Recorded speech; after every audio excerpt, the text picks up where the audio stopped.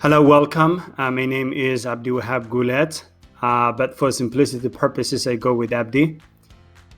In this video, I would like to talk to you about my long-term goal after I graduate from this degree program, the competence that I have achieved over the course of this program, and the competence that I'm still working on to achieve my long-term goal. I will also talk to you about my plan for the acquisition of these competence that I'm still working on. And finally, I'm going to share with you my dissertation topic and what I would like to accomplish over the course of this study. But first of all, let me give you an introduction about myself. I graduated from a business school with a bachelor in business administration, and I have a master's in instructional technology from Sam Houston State University. And I'm currently a doctoral student in instructional systems design and technology at Sam Houston State University. Professionally, I have been in the training and development industry for over 12 years.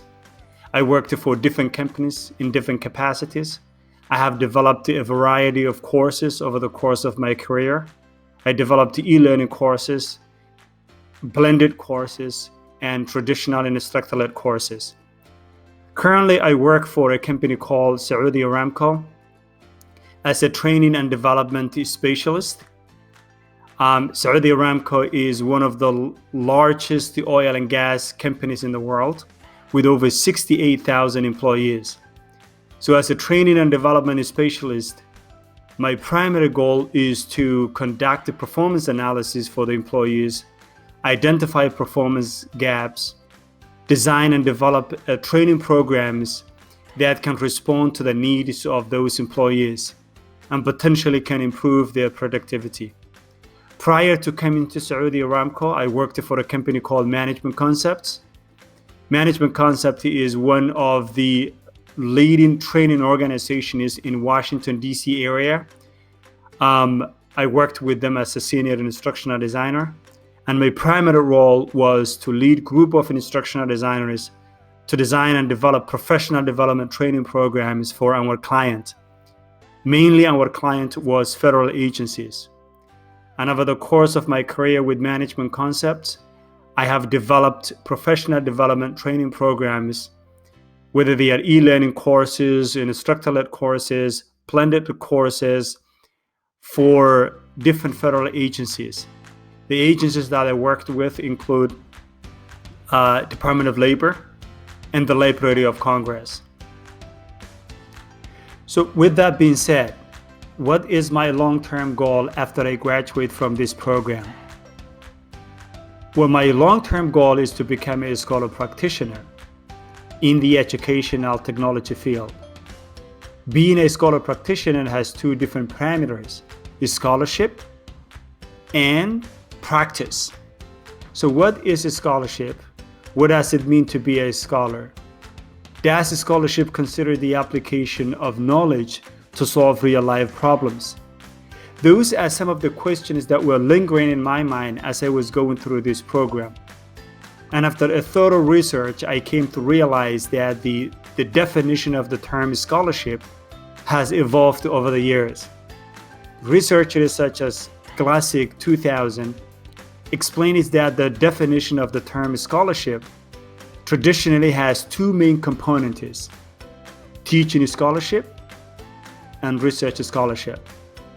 But in 1999, when Ernest Boyard published his landmark book named as Scholarship Reconsidered: Priorities of the Professoriate, Boyard challenged in that book the idea of publish or perish, which dominated the landscape or the academic landscape for generations. And his argument created a paradigm shift in our understanding of scholarship in academia. So Boyer expanded the definition of scholarship by creating a model that has 5 different categories of scholarship. The first one is the scholarship of teaching, which builds bridges between understanding and learning by transmitting transforming and extending knowledge. And the second one is the scholarship of integration, which focuses on making connections across disciplines. And the third one is the scholarship of discovery, which focuses on the advancement of knowledge through investigations to find breakthroughs. And the fourth one is the scholarship of application, which focuses on the application of the outcomes from the discoveries and integration and moving that knowledge toward its engagement. And the last one is the scholarship of engagement, which focuses on making connections between the rich resources of the academic institutions and the pressing issues of the society that are present in our communities today. And this is what I will focus on as a scholar practitioner. So in short, the term scholarship refers to the application of systematic approaches to acquire new knowledge through intellectual inquiry. And then the knowledge and discoveries is then disseminated through publications, presentations, and professional practices to solve societal problems and improve quality of lives. So now, what is a practitioner?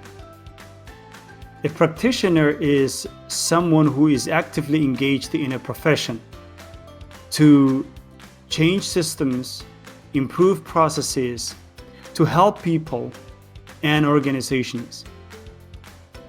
So now we know what it means to be a scholar. We also know what it means to be a practitioner.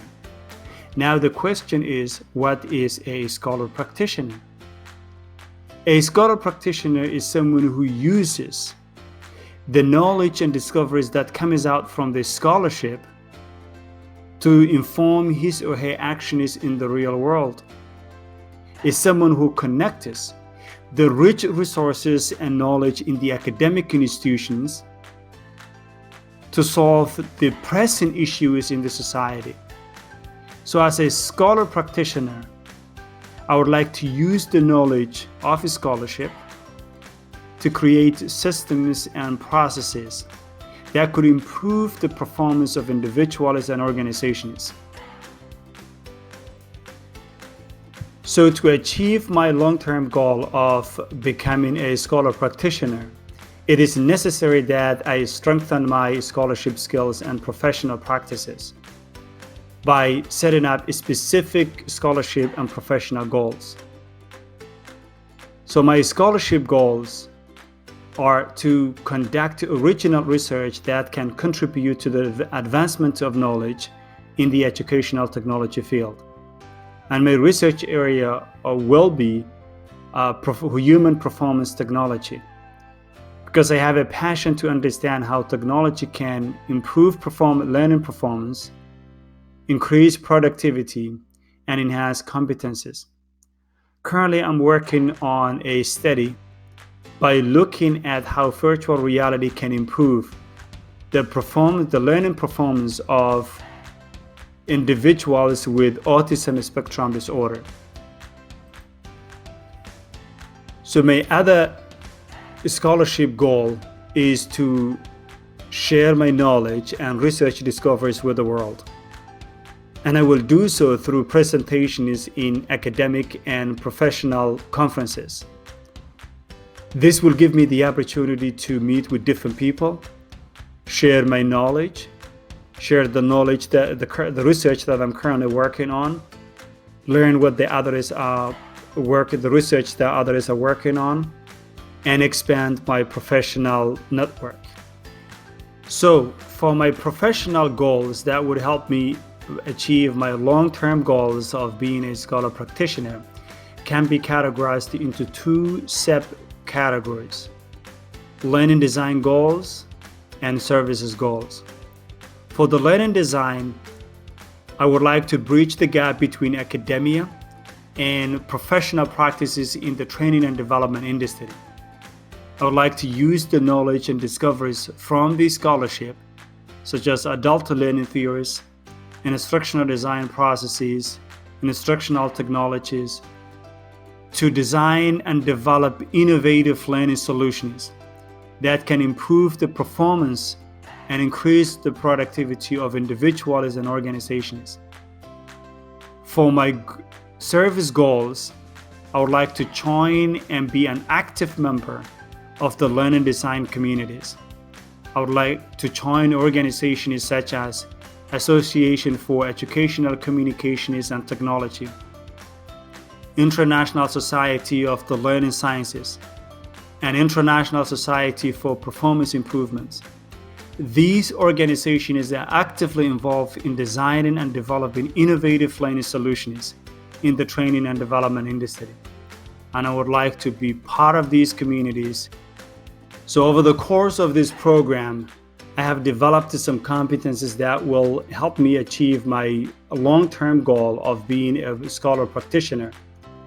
These competencies can be categorized into scholarship competencies, learning design competencies, and service competencies. For my scholarship competencies, I have written a variety of manuscripts over the course of this program. I've also written different research proposals. I've written grant proposals. I've conducted literature review to understand the appropriate methods of inquiry in developing professional development training programs. I've synthesized the literature review to identify the literature gap and to conduct a scholarly study that can contribute to the advancement of knowledge in the educational technology field. All the evidences of those competencies I have mentioned are in my Dossier website. So to view these competencies, I will refer you to visit my website, my Dossier website, and you can see all the evidences and the proofs of the manuscripts that I have written, the proposals that I have written, and the literature reviews that I have conducted over the course of this program. As for the learning design, I have acquired a variety of competencies over the course of this program and over the course of my career. These competencies will help me achieve my long-term goal of being a scholar practitioner. Some of the learning design competence that I have acquired over the years include that I have designed and developed state-of-the-art professional development training programs for different target audiences. I have developed e-learning courses that are highly interactive, blended courses, and traditional instructor-led courses. I have worked with subject matter experts to transform technical information into instructionally sound training programs. I've employed adult learning theories and instructional design processes to create those programs. I've evaluated those courses, and the results have shown that they have improved the performances of the target audiences. As for the services goals that I have achieved over the course of this program, I have created an academy called Manfor Academy. Manfor Academy is an academy that is dedicated to train the next generation of web developers. It is an academy that is free, and we teach several subjects in this academy. The subjects that I teach in this academy include HTML, CSS, and JavaScript. And we solely created this academy to teach the disadvantaged youth who wants to learn some technical language, such as web programming languages, such as HTML, CSS, and JavaScript. So some of the scholarship competence that I'm still working on include conducting an original research that can contribute to the knowledge of, to the advancement of knowledge in the educational technology. I'm currently working with my dissertation chair, Dr. Song, to conduct an original study. We are looking at how virtual reality can improve the imitation skills of children with autism spectrum disorders. My other goal in the scholarship skills is to present to international conferences. But in the next 6 months, by June 2020, my plan is to present at least 2 international conferences. So for the service competence that I'm still working on, I would like to join some of the academic journals as a reviewer. And in this role, I would like to deepen my understanding of the rigorous standards of the scientific journals. And I would like to also sharpen my peer review skills. So now let me talk to you about my dissertation topic. My dissertation topic is called Teaching Imitation Skills to Children with Autism Using Virtual Reality. The purpose of this research is to explore to the extent that virtual reality can improve the imitation skills of children under the autism spectrum disorder. Autism spectrum disorder is a neurodevelopmental disorder that affects the communication and social skills of individuals. It also causes restrictive and repetitive behaviors. Some of the children with severe autism spectrum disorder may also have some limited use of physical mobility. They may have challenges in using their hands to point at things, nodding their heads, or some other physical disabilities. In this research, what we are trying to figure out is how the communication and the imitation skills of these students can be improved by virtual reality. The major problem that these children have is communication impairment. And imitation is a critical communication skill. That's why we're focusing on the imitation, because with the good imitation skills, children can have a two-way conversation with their peers, with their parents and their caregivers. Lack of good imitation skills can impede the child's ability to improve his or her communication skills. The purpose for this research is to focus on how virtual reality can improve the imitation skills of those children under the autism spectrum disorder. So the research questions include: how do autistic students interact with virtual reality? Does virtual reality improve the attention of the autistic students during the lesson? Do autistic students interact with the words and actions of do the autistic students imitate the actions and the words of the character in the lesson? Does virtual reality increase the imitation times of the autistic students? So this will be an experimental study, and it will be conducted in partnership with a company called Florio, a company that uses virtual reality to improve the learning abilities of individuals with autism, and a school called Celebrate the Children, a school that teaches students with autism spectrum disorder from age 3 to 21. A total of 60 students will be selected, and the students will be divided into 2 groups, experimental group and control group. The data collected from both groups will be analyzed, compared, and interpreted. So now the question is, if the research shows that virtual reality improves the imitation times of the children under the autism spectrum disorder, And that improvement is caused by the novelty or the wow effect of the virtual reality. Do I think that my research is meaningful? To answer this question I think it is yes, that my research will be meaningful because the wow effect improves the learner's performance if it is properly managed when it's enacted. According to Chemistrop in 2016,